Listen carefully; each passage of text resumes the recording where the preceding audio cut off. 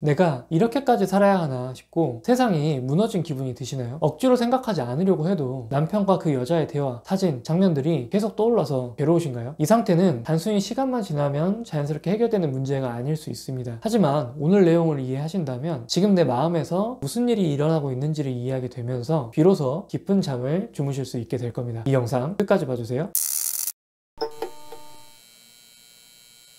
남편의 외도를 겪은 아내분들을 코칭해 드리면서 정말 많이 말씀하시는 것들 중 하나가 이건 진짜 안 겪어본 사람은 절대 몰라요 라고 하는 말입니다. 그만큼 외도가 남긴 상처는 말로 설명하기 어려운 만큼 충격적입니다. 그런데 아이러니하게도 정작 가까운 사람들조차 그 고통을 잘 이해하지 못할 때가 많아요. 그래서 많은 아내분들이 그 감정을 꾹 누른 채 혼자 조용히 견디는 경우도 많이 있습니다. 이건 단순히 일상에서 불편한 감정이 생겼다가 시간이 지나면 사라지는 수준의 그런 반응이 아닙니다. PTSD라고 아마 많이 들어보셨을 겁니다. 남편이 외도로 인해서 심리적인 고통을 경험할 때 이 외상후 스트레스 장애와 비슷하다는 연구 결과가 많이 있습니다. 심리학에서도 이런 상태를 시간이 지나면 해결되는 일시적인 감정 반응이 아니라 적극적인 회복이 필요한 상태로 보고 있는 거죠. 예를 들어 우리는 일상에서 기대와 다른 결과를 마주하게 됐을 때 우울감을 느낍니다. 하지만 시간이 지나서 현실을 조금 받아들이게 되면 대부분 그 우울감은 자연스럽게 사라지거든요. 그렇기 때문에 우리는 보통 이런 감정을 우울증이라고 부르진 않습니다. 그런데 만약 일상생활이 무너질 정도로 우울감이 깊고 계속 지속된다면 이야기는 달라지죠. 이 경우에는 스스로 적극적인 회복을 위한 노력을 해야 됩니다. 약을 드셔야 될 수도 있고 상담을 받으면서 스스로 돌보는 과정을 시작해야 합니다. 하지만 주변 사람들은 우울증 환자의 내면을 잘 이해하지 못하죠. 그래서 이런 말들을 쉽게 해버립니다. 왜 그렇게 축 처져 있어? 힘 좀 내봐봐 라고 말이죠. 그런데 이런 말들은 우울증을 겪고 있는 환자에게는 엄청나게 깊은 상처가 될 수 있습니다. 그래서 최소한 돕지는 못할 망정 우울증 환자에게 피해라도 주지 않으려면 최소한 그 환자 상태가 어떤 것인지는 이해하려는 노력이 필요한 거죠. 마찬가지로 지금 내가 겪고 있는 반응이 평소의 나와는 전혀 다르고 일상적인 감정 반응과는 뚜렷이 다르다는 걸 느낀다면 억지로 기분이 막 좋아지게 하려고 하거나 그냥 넘기려고 하는 건 오히려 더 좋지 않을 수 있습니다. 지금 내 몸과 마음에서 어떤 일이 일어나고 있는지를 먼저 이해할 수 있어야 합니다. 그래야 회복을 위한 방향으로 나아갈 수 있는 거죠. 다만 스스로 회복해야 된다고 말씀드리면 이런 생각이 드실 거예요. 잘못한 건 남편이 했는데 왜 나만 이렇게 힘들게 고통스럽고 또 고통을 이겨내기 위해서 노력해야 되는 거지? 라고 말이죠. 맞는 말입니다. 외도의 책임은 명백히 남편에게 있습니다. 하지만 이럴 때 제가 자주 하는 비유가 교통사고이거든요. 내가 차를 타고 서 있는데 뒤에서 누가 와서 받았습니다. 대부분 아시겠지만 이건 무조건 상대방 과실이 100%입니다. 그런데 온전히 이 사람의 책임이라고 해서 우리의 몸까지 상대방이 회복해주지는 못하거든요. 내 몸이 다쳤다면 내가 직접 병원에 가야 되고 치료도 직접 꾸준히 받아야 됩니다. 잘못은 상대방이 한 게 맞지만 내 삶을 회복하기 위해서는 내가 직접 움직여야만 되는 거죠. 가만히 있으면 어떻게 될까요? 몸은 점점 더 망가지고 결국에는 회복해야 될 타이밍을 놓쳐버리게 될 수도 있습니다. 외도도 마찬가지입니다. 분명 남편이 준 상처지만 그 상처가 시간이 지난다고 해결되는 게 아니라면 스스로를 지키기 위해서 노력하는 걸 선택해야 됩니다. 남편 때문이 아니라 우리가 행복해지기 위해서인 거고 우리 스스로를 회복한다고 해서 남편을 용서한다는 의미도 절대 아니에요. 자, 그래서 본론으로 다시 돌아오면 아까 말씀드린 것처럼 남편의 외도를 경험하게 되면 PTSD와 비슷한 증상이 나타날 수 있다고 말씀드렸죠. 그럼 우리가 이걸 더 잘 이해하려면 PTSD가 정확히 어떤 상태인지를 먼저 알아야 합니다. 사람이 트라우마를 겪으면, 즉 일반적으로는 감당하기 너무 큰 그런 충격을 겪으면 그 충격이 계속 마음과 몸에 남아있는 그런 상태를 의미합니다. 예를 들어보겠습니다. 큰 교통사고를 겪은 사람이 PTSD를 겪으면 어떻게 될까요? 그 사고는 이미 끝났지만 며칠이 지나도 그 장면이 계속 머릿속에 떠오릅니다. 그리고 사고가 났던 그런 비슷한 도로만 보더라도 심장이 마구 뜁니다. 잠도 제대로 자지 못하고요. 평소보다 작은 소리에 깜짝 놀라기도 합니다. 이런 식으로 과거의 사건이 끝났는데도 몸과 마음은 여전히 그 사건, 그 순간에 머물러 있게 되는 거죠. 그런데 도대체 이건 왜 그럴까요? 이건 사실 우리 몸이 우리 스스로를 보호하기 위한 생존 시스템이 돌아가고 있다는 얘기입니다. 트라우마는 우리 인생에서 정말 충격적인 사건을 뜻하잖아요. 그런데 우리 뇌가 그걸 너무 쉽게 잊어버린다고 생각하면 어떤 일이 벌어질까요? 예를 들어 이런 거예요. 오토바이를 너무 험하게 운전을 해서 사고가 정말 크게 났습니다. 그런데 그 이후에 아무런 겁도 없이 다시 오토바이를 똑같이 험하게 몰면 어떤 일이 벌어질까요? 당연히 생명을 위협할 만한 큰 사고가 날 수도 있습니다. 그래서 우리가 그런 큰 사건을 겪었을 때 우리의 뇌는 그걸 단순한 기억으로만 저장하지 않습니다. 오히려 이건 앞으로도 나를 위협할 수 있는 위험이야 이렇게 판단해서 몸 전체를 경계 모드로 바꾸게 됩니다. 그래서 작은 자극에도 놀라게 되고요. 조금만 비슷한 환경에 빠져도 심장이 벌렁거리고요. 몸이 이렇게 경계태세로 있으니까 몸이 이렇게 각성되고 힘이 매번 들어가 있으니까 밤에 쉽게 잠을 자지 못하는 상태가 되는 겁니다. 겁니다. 몸에서는 계속 이렇게 말하고 있는 거예요. 너 지금 위험할지도 몰라. 절대 방심하면 안 돼. 라고 말이죠. 그러면 여기서 하나 짚고 넘어가야 될 것이 있습니다. 정말 그 위협이라는 것이 끝났을까? 이거는 한 번쯤 생각해 볼 필요가 있습니다. 만약 외도가 이미 끝나고 남편이 진심으로 사과하면서 회복을 위해서 노력하는 상황이라면 어떨까요? 지금 내 몸과 마음이 여전히 위기처럼 반응하고 있는 건 시스템이 오작동하고 있는 겁니다. PTSD와 비슷한 상황일 수 있는 거죠. 실제 위험한 상황은 끝났지만 머리에서는 현재도 계속 진행되고 있다라고 느끼고 있는 거니까요. 이럴 때는 당연히 아까 말씀드린 것처럼 이미 끝난 상황에 우리 몸이 반응하고 있는 거기 때문에 우리의 거의 대부분의 시간을 스스로 회복하기 위한 노력을 기울일 필요가 있습니다. 하지만 만약 남편의 외도가 아직도 끝나지 않았거나 오히려 이혼을 요구하고 있다거나 아예 집을 나가버리고 연락도 끊긴 상태라면 이건 단순한 과거의 상처가 아닙니다. 지금도 현재 진행형 위협에 계속 노출되어 있는 거죠. 첫 번째로 말씀드린 상황은 이미 전쟁이 끝났는데도 내가 전쟁을 하고 있는 상황과 비슷하다면, 두 번째 상황은 아직 전쟁이 끝나지 않은 상황입니다. 그러니 이런 경우에는 예민해져 있어야 되는 건 맞을 거예요. 그렇게 해야 증거를 잡든 남편과 싸워서 단판을 짓든 외도를 해결하는데 에너지를 쓸 수 있게 될 거니까요. 어찌되었든 이렇게 현재 우리가 느끼고 있는 불편한 감정들과 생각들은 우리 몸이 우리를 지키기 위한 에너지를 쓰고 있는 상황입니다. 그게 전쟁이 끝난 상황이든 끝나지 않은 상황이든 우리 몸은 선의의 의도로 우리를 도와주려고 하고 있어요. 그러니 기억이 떠오르고 여러 가지 감정이 널뛰기가 되고 무기력해지고 하는 순간들을 억지로 피하려고 하지는 않으셨으면 합니다. 오히려 우리 스스로 살아남기 위해서, 무너지지 않기 위해서 너가 스스로 열심히 노력하고 있구나, 고생하고 있구나 라고 말을 해주고 이해해주면서 스스로를 격려해주는 시간이 필요할 것 같아요. 그게 회복의 첫걸음이 될 수 있을 겁니다. 그리고 이제 우리가 좀 더 해야 될 일은 우리 몸에서 일어나는 반응들, 이런 것들을 진정시키고 조금씩 안정시켜줄 필요가 있습니다. 우리에게 실제 위협이 존재하든 존재하지 않든 우리가 스스로를 진정시키는 습관을 기르는 건 꼭 필요하거든요. 예를 들어 남편의 외도가 계속 진행되고 있어서 전쟁이 끝나지 않은 상황이라도 마찬가지입니다. 왜냐하면 그 전쟁을 우리가 24시간 내내 하는 건 절대 아니잖아요. 때로는 우리가 일을 해야 되고 아이도 돌봐야 되고 잠도 잘 자야 되니까요. 그리고 전쟁을 잘 치르려면 휴식을 잘 해야 합니다. 몸과 마음이 지칠 대로 지친 상태에서는 싸워야 할 때조차 싸울 힘조차 안 나잖아요. 그러니 현재 외도가 진행 중이든 그렇지 않든 쉴 수 있는 시간에는 내 몸이 제대로 쉴 수 있도록 도와주는 것, 이걸 꾸준히 연습할 필요가 있습니다. 그게 지금 우리가 스스로에게 해줄 수 있는 가장 현실적이고 동시에 가장 따뜻한 보호일 수 있을 거예요. 우리 몸이 쉴 수 있게 해주는 방법은 생각보다 어렵지 않습니다. 지금 바로 적용할 수 있는 간단한 방법 몇 가지를 소개해 드릴게요. 첫 번째는 지금 이 영상을 보시면서도 할 수 있습니다. 자, 숨을 천천히 들이마시고요.